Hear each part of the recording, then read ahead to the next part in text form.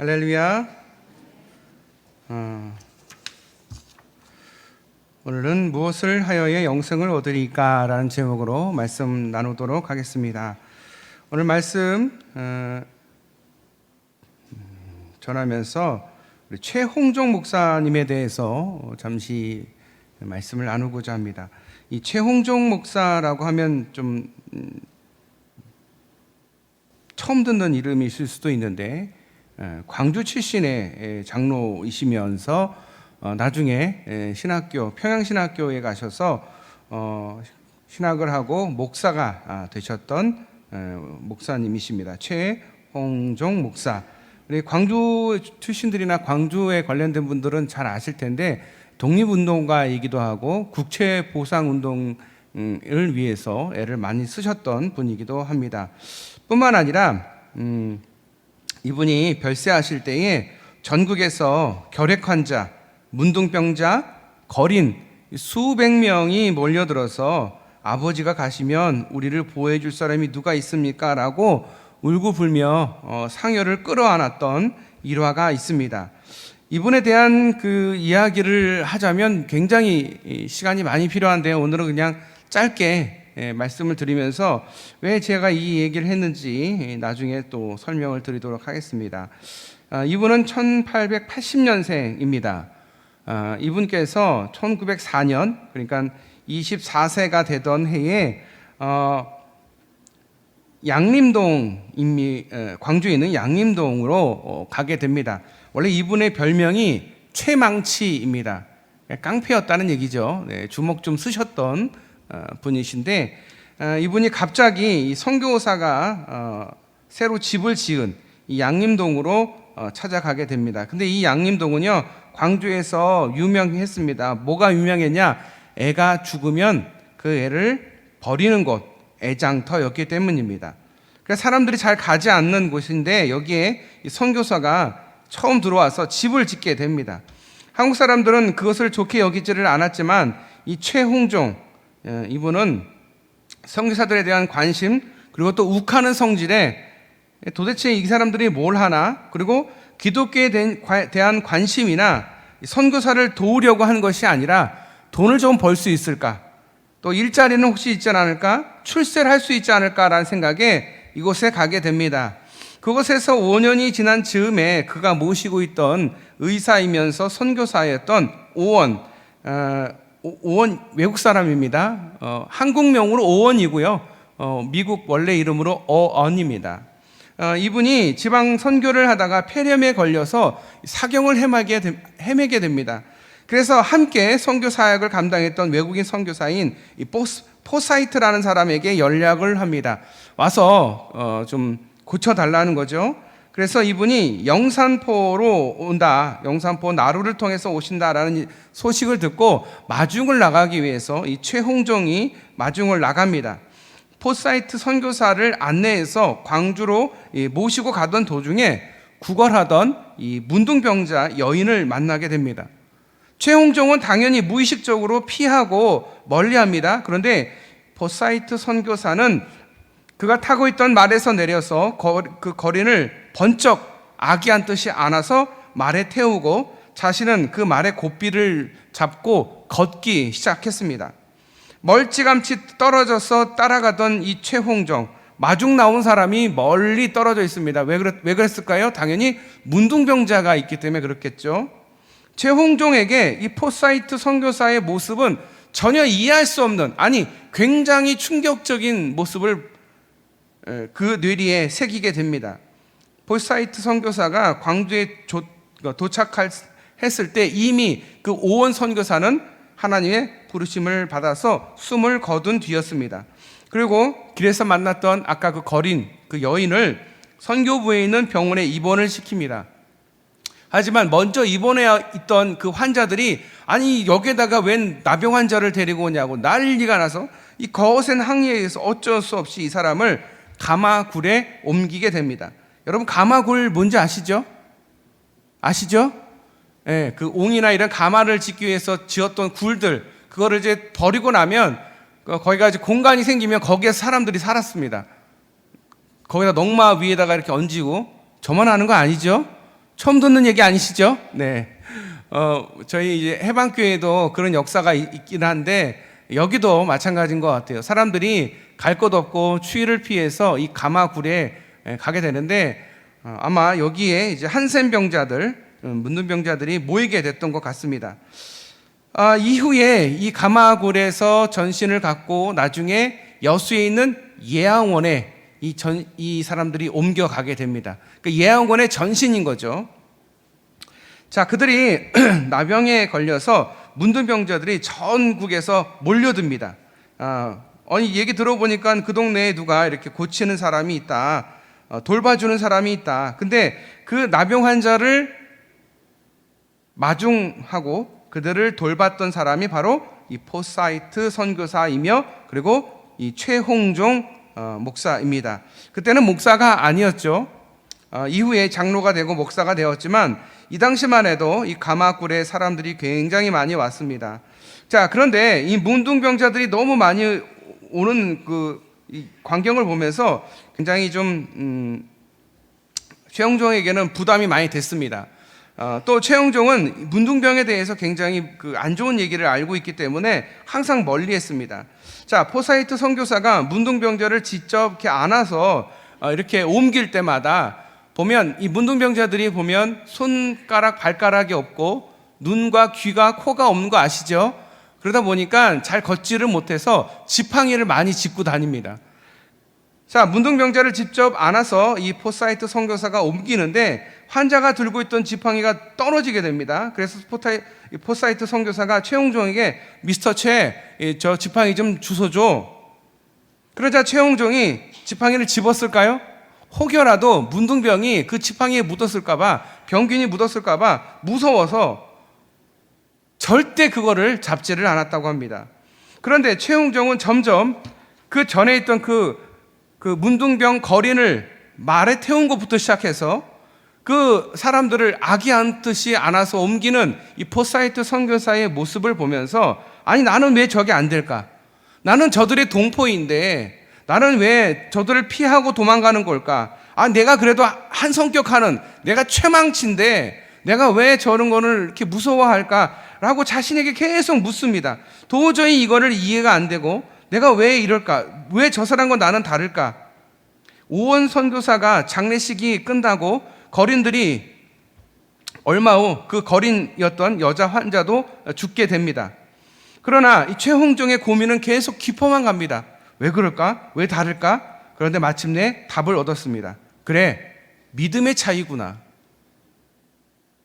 예수님을 믿는다라는 것은 그렇구나. 예수님을 믿는 사람과 믿지 않는 사람은 이렇게 다르구나. 그 사실을 알게 됩니다. 그러면서 그래, 나도 예수님 제대로 믿고 예수님 믿는 사람처럼 살아야겠다. 나도 우리 선교사님처럼 살아야겠다. 그리고 얼마 후 전라도 일대에 이 양림동에 양인들이 문둥병을 치료한다라는 소문에 더 많은 사람들이 몰려들게 됩니다. 그때 진심으로 맞이했던 사람이 바로 최홍종입니다. 이들을 위해서 무등산 골짜기에 집을 짓고 이들과 함께 살면서 치료를 하게 되었던 것입니다. 최홍종, 본래 영산포 나루에서 가마굴까지 거린 문둥병자를 돌보는 이 포사이트 선교사의 모습을 보면서 그 여리고 골짜기에서 강도 만난 죽어가던 환자를 응급치료하고 자기 짐승에 태워 여관에 데려갔던 그 사마리아인의 모습 그대로였음을 최홍종은 기억하고 있습니다. 왜 역사에 이런 선교사들에 대한 그리고 이런 목사님에 대한 이야기를 하는 것인가? 우리는 리바이벌 해야 됩니다. 되돌아가야 됩니다. 우리의 신앙이 되돌아가야 돼요. 그러면 초대교회로 되돌아가느냐? 아니요.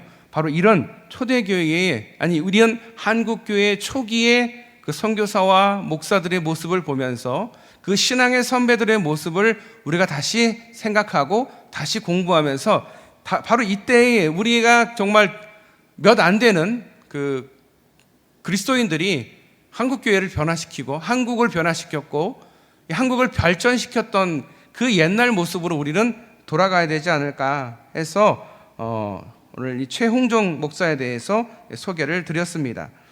또한 이분의 일생 안에 이 보사이트 선교사를 통해서 선한 사마리아인의 모습을 발견할 수 있게 됩니다. 바로 오늘 본문이 바로 이런 선한 사마리아인에 대한 이야기입니다.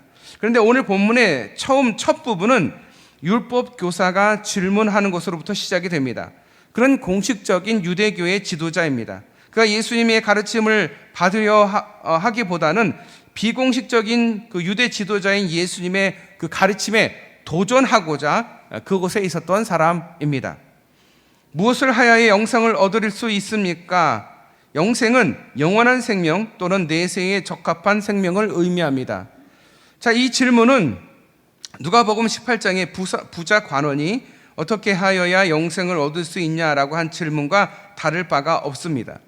이들은 율법을 통해서 하나님의 신령한 뜻을 깨닫기보다는 자구적인 해석으로 자기에게 유리하게 적용을 하며 살았던 사람들입니다. 말씀을 알지만 말씀의 능력과 은혜를 경험하지 못한 사람들. 오늘도 이 같은 그리스도인들이 문제가 됩니다. 그리스도인이라고 다 같은 그리스도인이 아닌 것 여러분들 잘 아실 것입니다. 하나님을 만난 사람과 하나님을 만나지 못한 사람의 삶은 분명히 다를 것입니다. 예수님은 그에게 가장 기본적인 말씀을 물으십니다. 성경에서 무엇이라 쓰여 있느냐? 그리고 그것을 어떻게 읽느냐라고 말씀하십니다.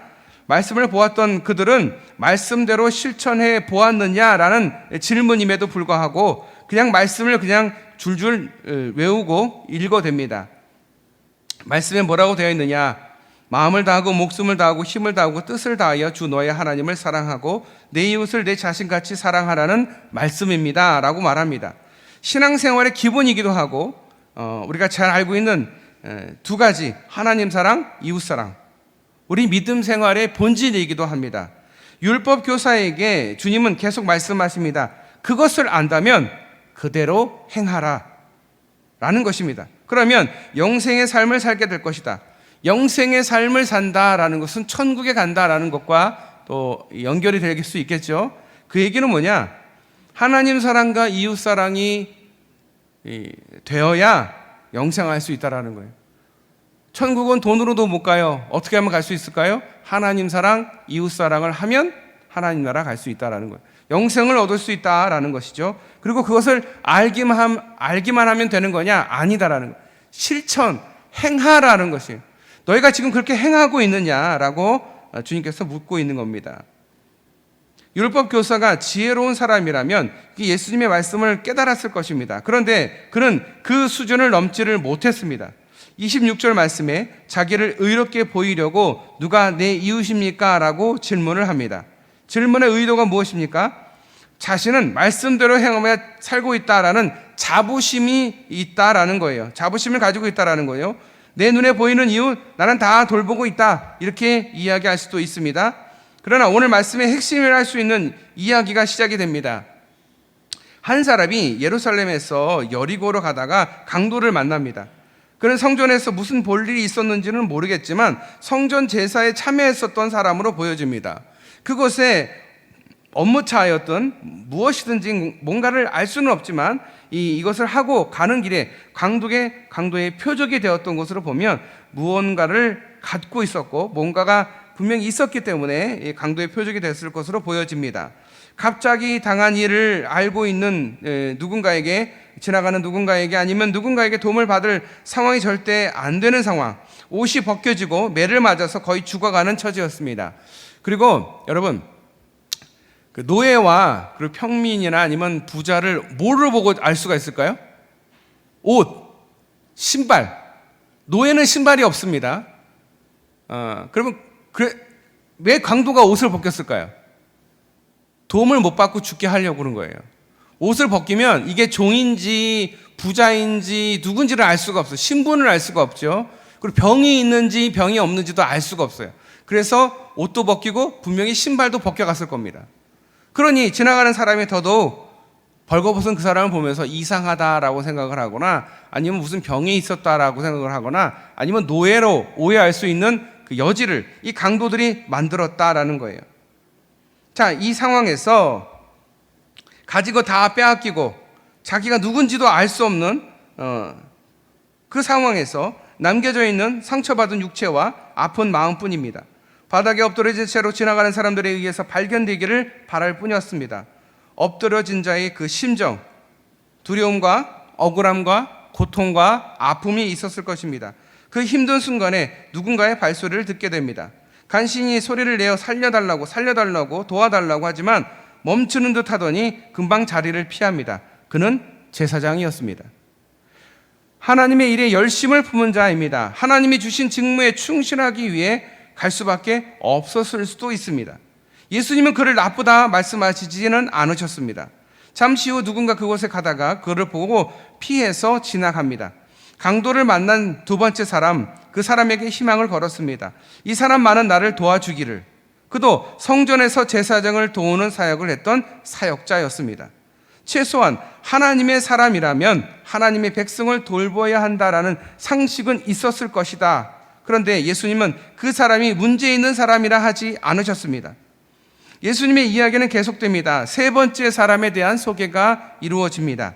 그는 여행 중이었던 사람이고 목적을 갖고 이동 중이었던 사람입니다. 그럼 그가 강도 만난 사람을 보고 불쌍히 여겨 가까이 다가갑니다.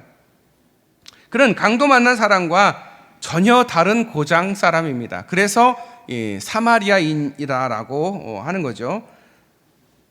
서로가 원수처럼 여기는 그런 사람입니다. 그런 그가 강도 만난 사람 그 자체를 불쌍히 여겨 다가갑니다. 인간에 대한 이해가 다른 모습입니다. 이전에 지나갔던 감정은 어떠했는지라도 지금은 사람을 살려야 한다라는 생각뿐이었습니다. 이것이 하나님이 지으신 인생들이 지녀야 할 본분입니다. 사람과 사람 사이에 항상 좋을 수만은 없습니다. 그리고 여기 나와 있는 이 사마리아인, 여러분 잘 아시겠지만 유대인들이 짐승처럼 여기는 혼혈, 그래서 이방인보다 더 못한 사람으로 인지하던 사마리아인입니다. 그런 사마리아인이 유대인을 보면서 불쌍히 여깁니다. 인간은 원래 고난받고 아픔에 있는 사람을 보면 불쌍히 여기는 게 정상입니다. 그런데 제사장과 레위인은 그러지를 못했습니다. 그럼에도 불구하고 원수지간인 이 사마리아인이 이 사람을 보고 다가오게 된 것입니다. 사람들은 자신들의 그 선입관으로 서로를 판단합니다. 서로의 다른 이유들을 찾아내며 함께하려 하지 않습니다. 서로의 대화에는 감정과 입장의 차이만을 드러냅니다.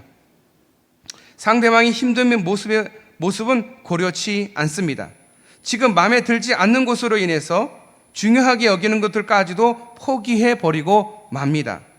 강도 만난 사람이 사마리아인이었다 할지라도 누군가의 유대인은 그를 돕기 위해 나서야 할 것입니다.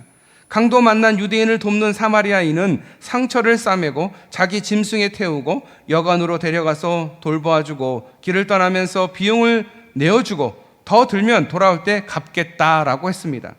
이 장면은 교회가 지녀야 할 아름다운 모습 그대로를 보여주고 있습니다. 지치고 상처받은 사람들을 치유하는 공동체, 그 공동체가 무엇이냐? 교회입니다. 교회가 바로 그런 모습을 가져야 합니다. 교회의 본질, 교회의 본분은 이웃들, 아프고 상처받은 이들을 돌보는 것입니다. 현장에서만 아니라 인간 회복을 위해 끝까지 책임지는 사랑의 공동체로서 교회의 완성을 보여주고 있습니다. 강도 만난 사람을 도와준 이 사마리아 사람은 그를 불쌍히 여기는 마음으로 다시 강도들이 찾아올 것을 두려워하지 않습니다. 자신의 것을 사용하면서 그것을 아까워하지 않습니다. 자신도 계속되는 여행에 필요한 것일 수도 있음에도 불구하고 나누어 줍니다. 그러나 지금 이 순간 이 사람을 살려야 한다는 마음뿐이었던 것 같습니다. 오늘의 사람들은 신자라 할지라도 이렇게 하는 것을 도리어 지나치다라고 생각합니다. 이거 뭐 예수님이 믿는다고 뭐 이렇게까지 할 필요가 있을까라고 생각을 합니다. 그리고 이렇게 하다가 내가 잘못될 수 있다라는 생각도 하게 됩니다. 그러나 사마리아 사람은 결과를 따지지 않았습니다. 말없이 실천했습니다. 사람을 구분하지 않고 도왔습니다. 이것은 오늘 우리 교회들이 지켜내야 할 지침일지도 모릅니다. 우리가 이 답을 모르기에 지키지 못하는 것은 아닌지, 이처럼 영생 얻는 삶은 쉽지 않다라는 것입니다. 예수님께서 주신 기준이 어디예요? 사마리아인의 모습이에요. 솔직히 우리 사마리아인처럼 삽니까? 누구에게 이렇게 해보신 적 있으십니까? 하나님께서 주님을 통해서 우리에게 주신 기준이 바로 여기 있는 거예요. 사마리아인처럼 살아야 영생을 얻는다라는 거예요. 천국에 올 수 있는 사람은 바로 이런 사마리아인과 같은 사람. 이 정도 도와줄 필요가 있어? 라고 생각하는 이 정도 도와주라는 거예요. 하나님께서. 우리에게, 이 교회에게. 교회의 본질은 뭘까요? 교회의 본질은 바로 이런 모습입니다. 선한 사마리아인과 같은 모습입니다. 제가 말레이시아로 우리 선교팀을 보냈습니다. 제가 보낸 게 아니고 하나님 보내신 거죠. 네. 제가 이제 선한 사마리아 학교로 우리 선교팀을 꾸려서 갈 수 있도록 계속 했던 이유는 뭐냐? 선한 사마리아 학교라는 그 학교 자체가 왜 선한 사마리아 학교였을까요? 왜 선한 사마리아, 우리 말레이시아에 가신 분들은 이제 아시겠지만, 안 가신 분들은 잘 모르시니까 잠깐 설명을 드리자면, 선한 사마리아 학교가 생긴 이유는, 말레이시아라는 섬 이렇게 있습니다. 섬이 있고, 말레이시아는 이렇게 보시면 위쪽은 말레이시아고 아래는 인도네시아예요. 그러니까 반을 나눠서 위에는 말레이시아, 아래는 인도네시아. 그리고 말레이시아의 본국은 섬 밖으로 떨어져 있는 이쪽에 따로 떨어져 있는 섬에 말레이시아라는 섬이 말레이시아가 따로 있습니다. 그러니까 말레이시아는 여기도 섬도 말레이시아고 이 보르네오 섬에서 위쪽도 말레이시아예요. 그리고 나머지 아래쪽은 인도네시아입니다. 그리고 아래쪽으로 더 내려가면 섬들이 많이 있는데 거기가 다 인도네시아 땅입니다. 그러니 인도네시아인들이 이 보르네오 섬에 많겠죠. 보르네오 하면은 여러분 많이 들어보신 거 가구 들어보셨죠? 보르네오라는 가구 들어보셨을 거예요. 거기는 다 나무가 바로 이 보르네오 섬에서 나오는 나무로 만든 가구다라는 거예요. 그래서 그 보르네오 섬에는 나무가 엄청 많습니다. 산이에요, 다 산. 우리 선한 사마리아 학교 갔다 오신 분들은 산을 몇 개씩 넘어 다니면서 선교를 같이 다니셨는데 산을 굉장히 많이 봤을 거예요. 산만 많이 봤냐? 나무도 굉장히 많이 보셨을 거예요. 팜유라고 해서 기름이 나오는 팜유 나무부터 시작해서 그 어마어마하게 큰 나무들이 많은 정글입니다.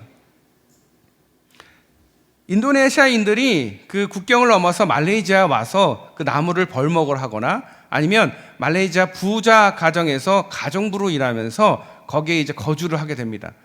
당연히 뭐 집이 없죠. 그래서 그냥 정글에다가 나무 대충 얼기설기 해가지고 살기 시작해요. 살다가 보면 애를 낳겠죠.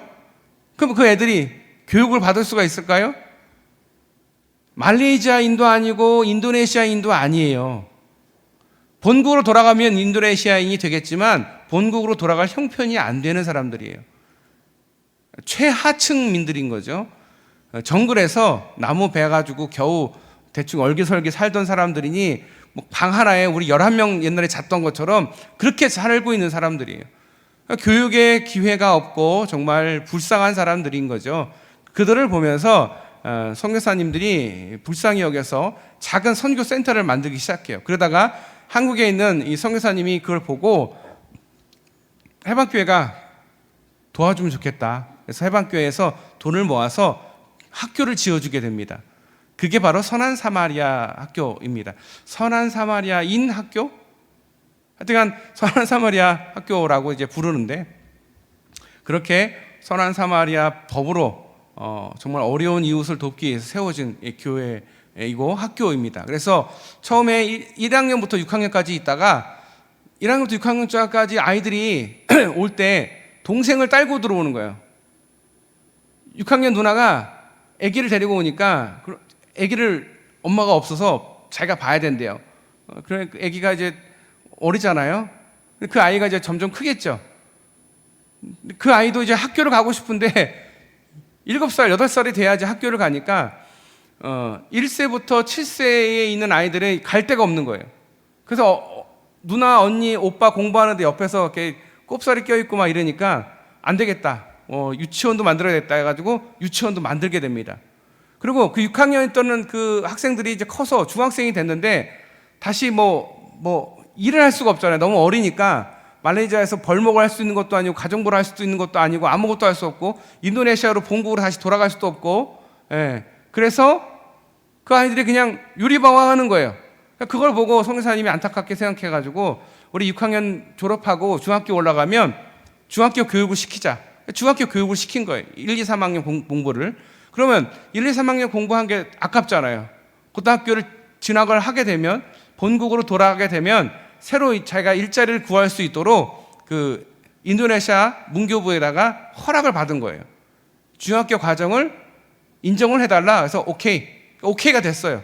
워낙 그 규모도 괜찮고 거기에 나와 있는 아이들도 많고 그래서 유치원부터 중고등학교 올라가는 것까지 해서 교회 규모가 굉장히 커졌습니다. 이번에 제가 영상을 보니까 제가 예전에 갔던 그 아이들 수보다 2배, 3배가 늘은 것 같아요. 거의 풀로 꽉 찼다고 하더라고요. 몇 년 사이에 많이 늘었는데 선한 사마리아인처럼 어려운 그 이들을 돕기 위해서 만든 교회입니다. 이런 선한 사마리아에 대한 그 일들을 행하는 게 교회라는 거예요. 아프고 또 어려운 이들을 돕는 것, 교회가 해야 할 본분입니다. 교회의 본분인 거죠. 제사장과 레위인, 그들은 자신의 삶의 기준이 있었습니다. 성전에서 봉헌하는 자들, 봉사하는 자들, 부정한 일에 개입해서는 안 된다. 개인의 양심은 강도 만난 자를 돕고 싶지만 그렇게 할 수 없다라는 것입니다. 그러나 예수님은 분명한 가치관을 제시하고 계십니다. 영생을 얻기 위해서는 고정적인 가치관과 편견에서 벗어나야 한다라는 말씀을 하고 계신 것입니다. 그래 맞아 제사장, 그래 맞아 레위인, 내가 너희들 혼내지는 않아. 그런데 잘 생각해봐. 선한 사마리아인의 모습을 보면서 어떤 생각이 들어? 라고 주님께서 말씀하시는 거예요. 너희들의 가치관도 중요하고 너희들 생각하는 거 맞아. 그럴 수 있는데 거기서 벗어나야 돼. 인간 회복을 위한 가치관을 갖도록 도전하기 위해 유대인들과 그 상급 관계인 이 사마리아인, 그들의 이웃으로 그를 등장시킨 것입니다. 율법 교사는 강도 맞는 자의 이웃이 누구냐라는 예수님의 질문에 대해서 사마리아 사람입니다 라고 하지 않고 그냥 자비를 베푼 자입니다 라고 대답을 합니다. 영생을 얻은 자의 삶은 결국 자비를 베푸는 자라는 결론에 도달하게 됩니다. 이처럼 영생의 복음은 지식으로 정리된 사고방식이 아니라 인간 존재와 생명 가치를 우선하는 생활 방식이다라는 거예요. 삶이다라는 거예요. 믿음이라는 것은 삶으로 나와야 믿음인 거예요. 아, 저분은 교회 다니시는 분이구나라는 게 보여져야 그리스도인인 거예요. 제가 사장님을 10년 동안 모셨는데 교회를 다니는지 몰랐습니다. 이런 말을 들으면 안 돼요. 그러면 내가 10년 동안 사람들한테 그리스도인으로 살지 않았다라는 거예요. 믿음은요, 삶의 방식에서 생각과 모든 게 달라야 돼요.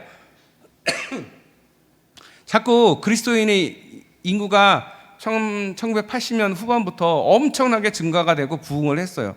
막 사람들을 끌어모았어요. 모은 건 좋았는데 그들을 제대로 교육을 못 시켰어요. 그 자녀들도 제대로 교육을 못 시켰어요. 교육을 왜 제대로 못 시켰냐? 삶을 보면 믿는 사람이나 안 믿는 사람 별 차이가 없으니까. 그런 잘못 교육시킨 거예요. 우리가 다른 거는 몰라도 영적인 부분에서, 믿음에 관련돼서, 신앙적인 부분에서 그 많은 사람들을 끌어모아놨지만 그들에게 제대로 교육을 시키지 못했다라는 거예요. 그 결과가 지금입니다. 지금 많은 교인들이 떠나갔어요. 그리고 그 자녀들이 떠나갔어요. 왜 그랬을까요?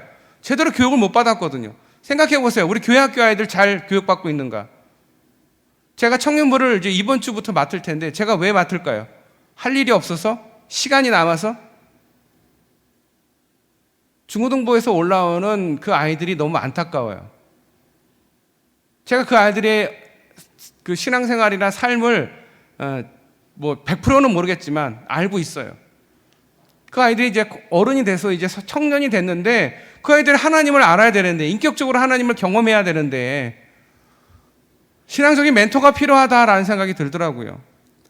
부모님한테만 맡겨서 될 일이 아니다라는 생각이 돼서 너무 안타까운 마음에 지금 새롭게 입학하는 신입생들을 제가 잘 케어하고 싶어서 제가 청년부를 맡겠다라고 제가 자청을 했습니다. 자신이 있어서 그런 건 아니고요. 안타까워서요. 신앙인으로서 잘 교육이 돼야 되고 삶의 방식이 바뀌어야 되는데 정말 그렇게 살고 있을까?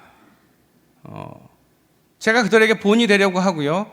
그들에게 도움이 되려고 해요. 뭔가를 가르치기보다는 잘 섬기려고 합니다. 저는 청년들을 처음에 성경 공부할 때의 마인드는 원래 섬기려고 했어요. 그런데 이제 하다 보니까 책 갖다 놓고 공부하기 시작을 했더라고요. 근데 그 공부가 부담이 된 사람들이 굉장히 많았던 것 같아요. 그래서 공부보다는 서로 삶을 나누고 서로 위로해주고 또 청년들 이 시대에 누구한테 얘기해주고 얘기를 들을 수가 없잖아요. 사실은 청년들도 먹고 살기 바쁘거든요. 엄청 우리보다 더 불쌍한 세대입니다. 그래도 우리는 은혜를 받았지만 우리 청년들은 아직 은혜를 못 받았어요. 그래서 어떻게든 그들의 이야기를 들어주고 싶고 그들에게 은혜를 끼치고 싶어서 이번 주부터 청년부를 하게 됩니다. 여러분 곁에 청년들 있으면 좀 보내주세요. 제가 그들에게 신앙적으로 뭔가를 가르치기보다는 삶을 나누고 제가 섬기도록 하겠습니다. 우리 교회가 섬기도록 하겠습니다.